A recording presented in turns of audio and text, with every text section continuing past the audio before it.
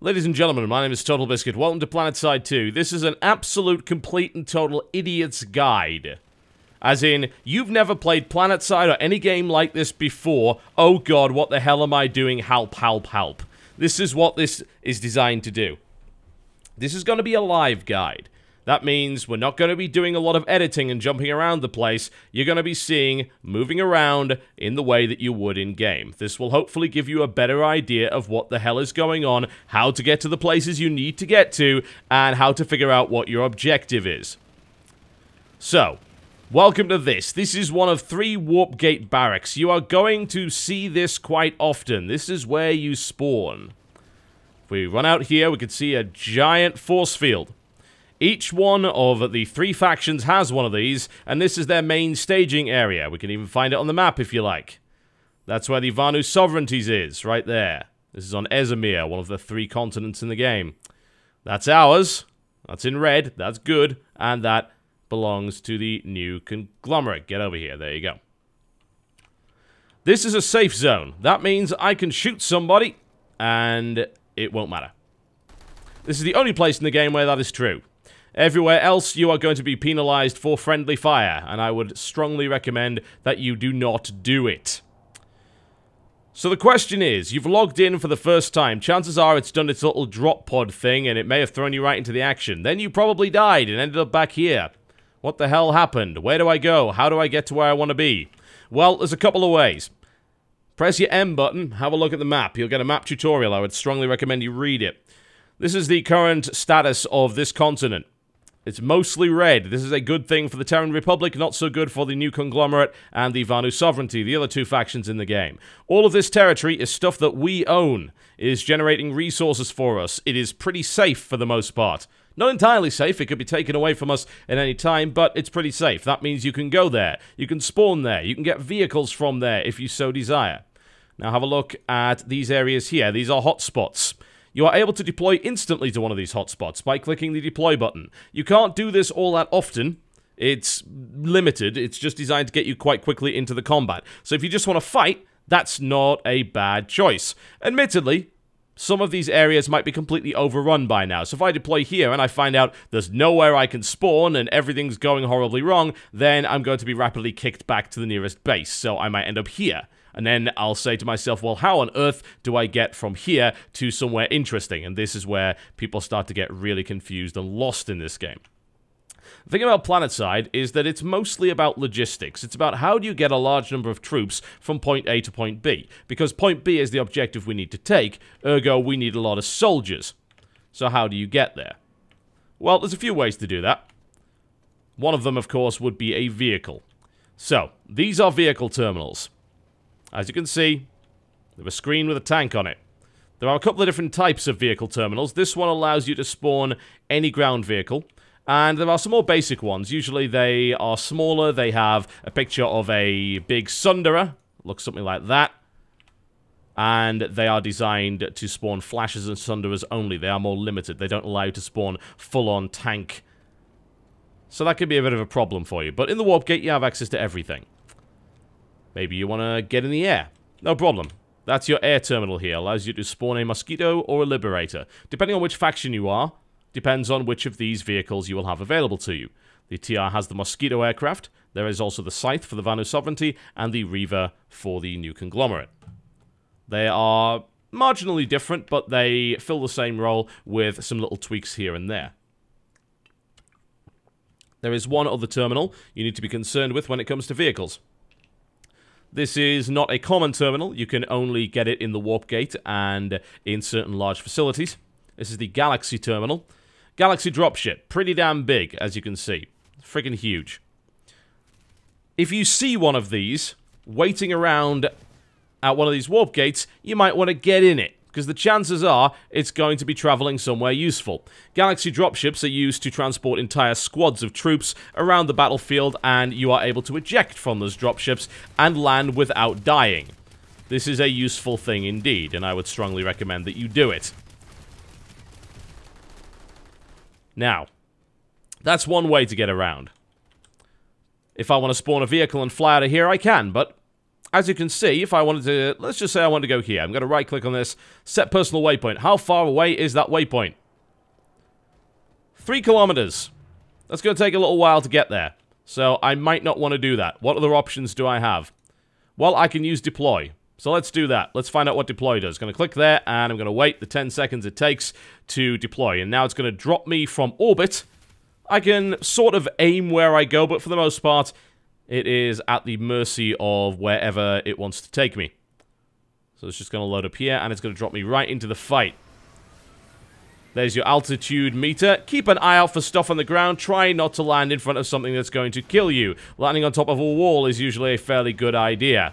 Bear in mind you are visible while you're doing this, so this can be kind of dangerous. Fortunately, this area is now taken over by the TR. It looks like it's under attack, but I'm not seeing a huge number of forces around here, so that's fine. Now, the point of the game is to hold as much territory as possible. If you hold enough territory, you get a continent. This is good. That means you get a bonus. The last faction to actually take this continent is, in fact, the Vanu Sovereignty, as you can see here. And they get a bonus as a direct result of that. We are currently here at Freya Amp Station, which is unfortunately isolated. This is not good. If we are cut off, then we don't get resource gain or benefits from actually holding this base. We need to take the territory back. At the moment, the Ezemir Munitions Corp outpost is being attacked. That is something we could take. That would take the surrounding territory, and it would link our territory up again. Now, bases have various different objectives. You want to take them, then you need to know exactly what you're looking for. Let's go and have a quick dash in here and see what we can find. This, as you can see, is a generator. Holding down E will allow us to stabilize that generator. If you get enough people in here from the opposing faction, they can destabilize and shut down the generator. This is back online, and that is fine. Generators are good. These guys, not so much, which is why we shoot them. If you lose your generators, then the chances are you're going to be losing nasty things like shields. Bases have shields which obstruct the enemy from actually getting inside important areas of the base. You lose those, then you're in trouble. It usually means that vehicles can roll into the courtyard, and it's easier for infantry to actually assault you. Not ideal. As you can see, that is a shield. That shield is not going to allow weapons fire through. That shield is not going to allow enemy troops through, but it will allow friendly troops through. If the generators go down, these shields shut down, which means people can get inside. It also means they can gain access to the most important part of the base, which is, of course, the control point. Look on the map, look on the screen. That right there, point A, that is your control point. You move here, you stand around it. It's kind of a King of the Hill style thing. Usually you need 6 people within proximity of this, and you need to hold it for a degree of time. You hold it for long enough and you have enough influence on the base, then the base will flip to your color. Wonderful things will happen, and you will gain access to all the facilities this particular base has to offer. There are a couple of other things you need to be concerned about in bases. The spawn control unit, for instance. That is something that, if disabled, will prevent you from actually spawning in the base. This sucks if you're trying to defend it. Other things to look out for in bases. These, what are they? They're basically space elevators. You jump into one of these, it's going to lift you up quite quickly. It's a nice way to get onto the battlements. Often you need to do that. These bases are very, very large, as you can clearly see, and battles will more often than not take over the entire base. Bear in mind, vertical play is also very important in this game. If you're able to get a height advantage on someone, the chances are you can shoot them, and they're not going to be paying any attention as to where those shots actually came from, which is kind of awesome.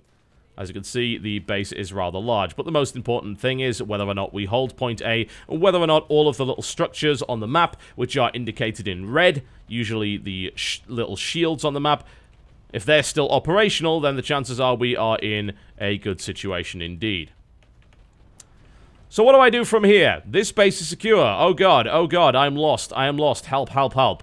Well, you can just go to a terminal. You can very easily find those on the minimap, or just run towards any of the icons you see on your HUD, and I can grab myself an aircraft.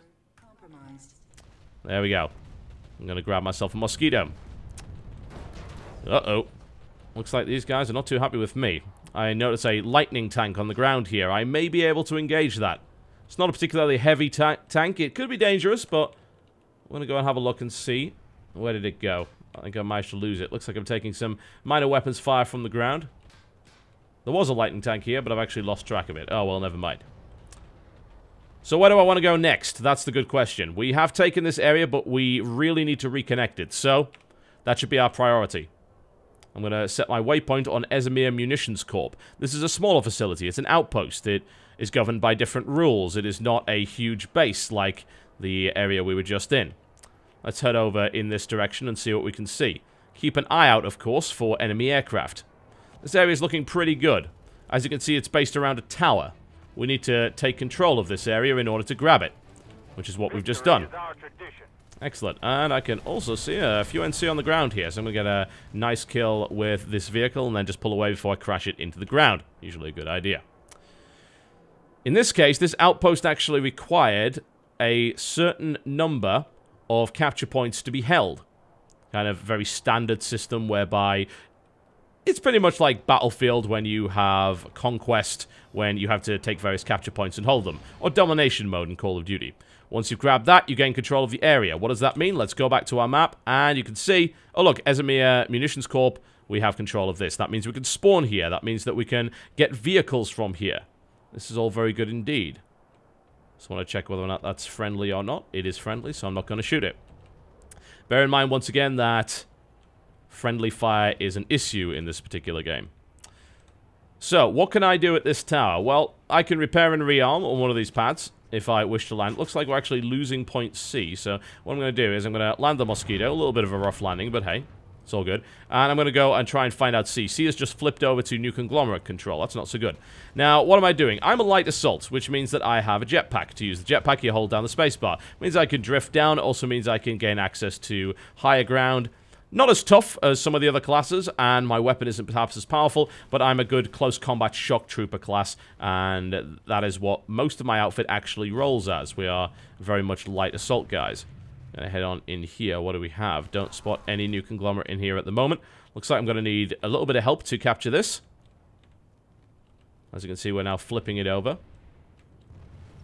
And excellent, we have no sign whatsoever of them, so we flipped it back, and that was a nice and easy one. It's an outpost that doesn't really take too much to capture. It's not a huge base. You don't really have to worry too much about that. Now, I can get back to my aircraft if I want. That's usually a pretty good idea. Keeping transport alive is fairly important. Every vehicle costs resources of some description. Please tell me that wasn't... No, it wasn't my Mosquito. I was a little worried. Every vehicle costs resources, so if you lose those resources, well, that kind of sucks. You want to know how many resources you got? Nice and simple. Click that. There you go. Press M. Check your profile over here. That's the number of resources I've got. Aerospace, mechanized, and infantry. Pretty self-explanatory. Aerospace gets air vehicles, mechanized gets ground vehicles, infantry gets infantry items and consumables like grenades and spawn beacons and things like that. Not too bad. At the moment, as you can see, I've got a fair number of resources, but I did spend some on that Mosquito, so I can't keep spawning air vehicles and hoping for the best. That's really not going to work out so well for me. I could, however, spawn a ground vehicle, if I wish. Now, when you're looking at your vehicles, you may want to consider loadouts, eventually. You will be able to equip your vehicles with a wide variety of different things, both cosmetic and otherwise. Here you can see I've got an armor-piercing cannon. I can set up a loadout for my vehicle. There are multiple loadouts available, so I can set up custom loadouts for different purposes. At the moment, my vehicles only have some fairly default stuff, as well as some nice cosmetic alterations that I bought from the store, as you can see right there. How do you get more stuff? Well, you can buy it from the store, or you can go to the certification point system. Click Go to Certs, and you'll see the wide variety of different things you can pick up for your Prowler tank. Some of these are abilities. They can only be purchased for certs. Like if I would purchase this, it would lower the acquisition timer for the Prowler. When you lose a vehicle, you need to wait a certain time before you get it. You reduce that acquisition timer, then you can get it much quicker. There are also various utility slots, defense slots, performance slots. These are things that will upgrade your tank in a certain respect. Bear in mind, don't spam and get all of these. You want all this stuff? You can't have it. You can only equip one at a time. So try and pick the one that you want the most and then try to max it out. This stuff gets exponentially more expensive as you go through. Just bear that in mind. Aside from that, you can unlock weapons with either certification points. So I could get the secondary Cobalt machine gun for 100 certs here if I wanted. Some of this stuff's pretty expensive. That's 1,000 certs. Or you can buy them for station cash. So that's about $7, which is a bit pricey. So you might want to actually save up. A lot of this stuff is specialist, and your default weapons are pretty good as well. But you can get stuff like rocket launchers for the top instead of these cannons and things like that. Depends how you really want to define the role of your vehicle. This is a little flash. These are very useful. You want to get around and you don't have anything better to ride on. A flash is not a terrible idea, although it's a little bit fragile. It's essentially a quad bike, as you can see. An all-terrain vehicle. Pretty quick, pretty zippy, can climb hills rather well, can do awesome jumps. You can even equip an afterburner to it if you are feeling particularly sassy. I wouldn't recommend fighting anyone in it. Doesn't tend to go so well, although you can actually add a weapon to it if you so desire. So where are we going now? That's the most important thing. If you're on your own, you need to try and figure out exactly what the hell is going on. There are a couple of hot points here, so evidently we have enemy squads detected in this area. The Aurora Materials Lab is also an option. Our territory is encroaching here, although we are now in a position where we could actually crush this isolated Vanu territory. So I'm thinking we head towards the Traverse, make a foothold there, and then continue to push on into the more advanced facilities. Sounds like a plan. Set your waypoint, then you know where you're going. Drive in the general direction as the crow flies, unless, of course, you happen to be on pretty rough terrain and you're driving a tank. Or, in this case, an ATV. That didn't work out so well either. A plane is usually a nice way to get there without too much of a problem, but expect to run into a few problems here and there if you happen to fly into an area covered in anti-air weaponry. Not a good idea. Now, as you can see, I'm rolling on my own. This is perhaps the worst thing you can possibly do. How do you fix it? Press M. I'm sure there's probably another button for this, but I like M. M's a cool button. Why is M a cool button? Because it shows you the map all the time. It means you're constantly aware of what's going on. That's usually useful, is it not? Yes, indeed it is. You can also redefine your map to show a wide variety of different information.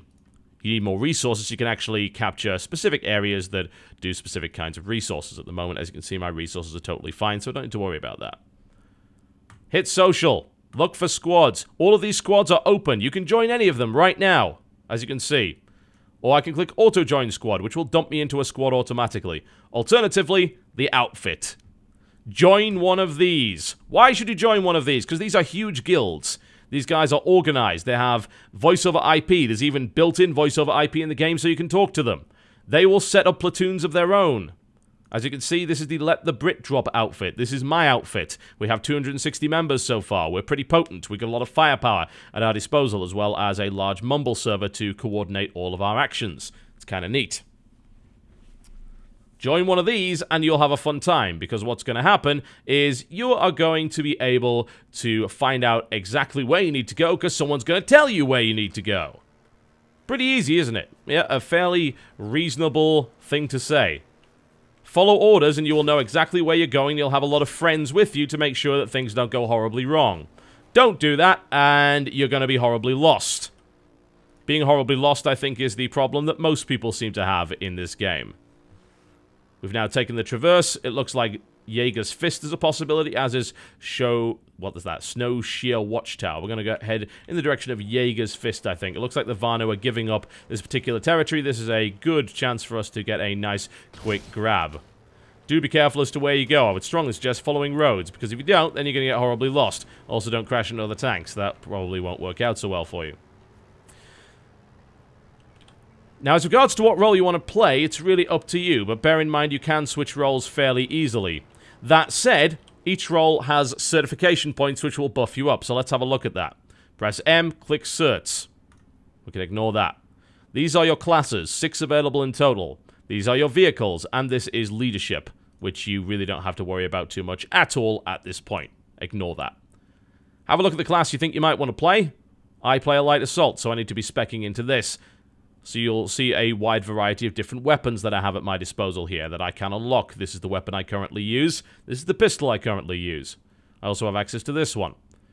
Just like vehicles, I have utility slots. I can get C4 explosives. I can get flash grenades and smoke grenades.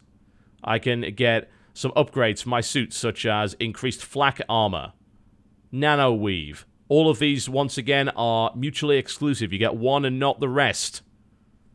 Abilities. Different kinds of jump jets available, as well as universal utility slot, a med kit or a restoration kit, whichever you think is the most important. You can switch classes at will, but bear in mind that most of the classes have specific class certifications that are not going to affect the other classes. That said, if you see that there's clearly a situation where a heavy assault would be much more useful than, say, a light assault, like if you are facing a large armored column of tanks, then you probably want to be considering the heavy assault. Switch into that. Get your nice, big, evil rocket launcher and shoot some tanks with it. Welcome to your best friend. This is the Sunderer. In this case, this is not a deployed Sunderer, but the Sunderer is your mobile spawn point, assuming that the guy driving it has the proper setup for it. What does it do? It deploys and it becomes a mobile spawn point. You can spawn pretty much any class except for the max unit from it, and it will actually appear on your map. Now, I haven't shown you spawning yet because I haven't died yet. That is something we can resolve. If I can get back here. There we go. Let's resolve the problem and let's show you dying, because this is going to happen a lot to you. Thankfully, the Vanu Sovereignty were utterly incompetent, so haven't been able to kill me up to this point. Deployment locations. As I mentioned earlier, the Sunderer. This will show you exactly on the map where you're going to spawn. Think about it carefully. Very carefully. There are times when you want to spawn at a base because you want to get a vehicle or you want to rally your troops in order to make a concerted push in a particular direction. There are other times when you want to spawn close to the objective. This is an ideal position to spawn in. If I click deploy, I will be able to get there no problem at all. And there are times when you just want to bug the hell out, in which case, go right back to the warp gate. This is a good way to change continents. In fact, I'm going to show you exactly how to do that just after I've shown you spawning at a Sunderer. You need to know what these things look like. It is important to protect them. That's a Sunderer. That's a spawn point. This is an equipment terminal. Change your loadout. You want to be a max unit. You can be a max unit. I take back what I said. Apparently you can spawn max units here. There you go. I want to be a max unit. Stompy stompy. Yeah. These things actually cost resources, so just bear that in mind. They are giant armored exoskeletons. They are fairly powerful and potent in their roles. I believe there's a tank over there that I would very much like to kill. So I'm going to go have a run at it. Assuming I can get in range. As you can see, I'm firing anti-armor grenades in its direction. Unfortunately, it's firing everything else in my direction. Not a big fan of that. I'm going to max charge forward to try and get out of the way and see if I can get into firing range. There we go. That is one dead mag rider. Ooh, hello. Looks like we might have a Sunderer here that is worth killing. Absolutely. So we're going to work on that Sunderer. There's even somebody in it, so we can get a few kills out of that. As you can see, someone spawned there too, so this is a nice position for me to be in with my anti-vehicle weapon. There's a mag rider coming directly at me. Hitting with this thing is a little bit awkward, but down I go. Unfortunate. So yes, Sunderers. If you see an enemy Sunderer, kill it, because it might be deploying a spawn point. What did I mention before? Planetside is a game about logistics. It means if you can get a large body of soldiers to the objective, the chances are you're going to be able to win. Strategy is, of course, involved, but it's mostly logistics. You see a Sunderer, blow it up. That should be your primary target. Alright, back to the warp gate. There are times when you want to fight on a different continent. There are 3 continents currently available in Planetside 2. This is one of them. This is a snowy continent, Ezamir. There is a verdant continent, Amaresh, and there is a desert continent, Indar. Where the hell do I go, you might ask? Well, if you're in the warp gate, you can actually directly redeploy. Do I want to go back to Amaresh? I could deploy directly on this hotspot. I could drop in if I so desired. I could go to Indar. This is how Indar's looking. Or, of course, I can stay on Ezamir if I so desire. Alternatively, find one of these terminals. They look like a little wireframe Earth. Access the warp gate map. This is going to show you where you can go. I want to go to Amaresh. Done. Easy. Not particularly tricky, is it not? Absolutely not. Very, very easy to reach this area. Now, I'm in the Amaresh warp gate. This is an entirely different continent, but all of the same principles apply. The loadout terminals, the vehicle terminals, and the aircraft terminals, all available for your use. So, a little bit of advice, folks. Find yourself a bunch of people to play with, because you on your own, you're pretty damn useless. Unless, of course, you want to sit in a turret. That's kind of helpful. Go to a turret, press E, shoot stuff with it. Pretty useful if you want to be pounding away at targets. If you're under attack, you might want to grab one of those things. Find some friends. Get in a squad. Just do it. Press P. Takes you directly to the squad menu. Join something. Or enable auto-join on login. You don't even have to worry. You don't want to be in an outfit? Fine. You can set that up to join something immediately when you log in. You can then speak on squad voice over IP if you so desire. You want to know what the keys are for that? Go to settings. Go to voice. Configure everything. Make sure it works. Go to your key bindings. Find out what's going on there. Nice and easy. Squads have voice chats. Outfit has voice chat. Proximity has voice chat. That means you can talk to anyone in your immediate area. You can just speak to people. If you need anything, talk to people, communicate. It's very, very simple.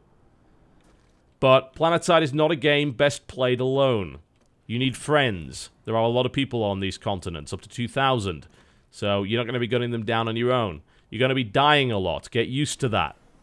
You can respawn and try again. And also bear in mind that killing people is not that handy. People might say, oh, you got to have a sick KD, bro. No, you don't. You're actually far more useful if you're capturing objectives, you're driving a galaxy, or you are deploying a Sunderer in a useful location. KD doesn't matter in a game where infinite respawns are there, and there are hundreds of people respawning all the time. There is no reason to believe the whole KD argument. It's nice if you're not dying every 5 minutes, but as long as you're accomplishing the objective and you are where you need to be, that's how to be successful in Planetside. It really is as simple as that. That is the basic principle of this game. Navigating the game world is the thing which confuses the people the most, but there are a wide variety of ways of doing it. Remember, the waypoint is your friend. You want to go here? Right-click. Set personal waypoint. Where is it on the map? It's over there. I know where I'm going now. Wasn't that simple? Yes, indeed it is. It's essentially God's GPS. It's very, very good indeed. A basic guide, ladies and gentlemen. Now you know what to do when you log into Planetside for the first time. Please consider joining an outfit. We have one. Let the Brit Drop is currently on Waterson, East US. Terran Republic faction. If you want to join up, by all means, you can do that. I'm doing a couple of recruitment drives on my Twitter over the next few days, so keep an eye out on twitter.com/TotalBiscuit if you wish to find out when we are recruiting. We are open to everyone, newbies included, and we do a bunch of fun stuff. I'll be showing you some footage from that, hopefully, over the next couple of weeks. My name has been TotalBiscuit. This has been your basic guide to how to get around in Planetside. I'll see you next time.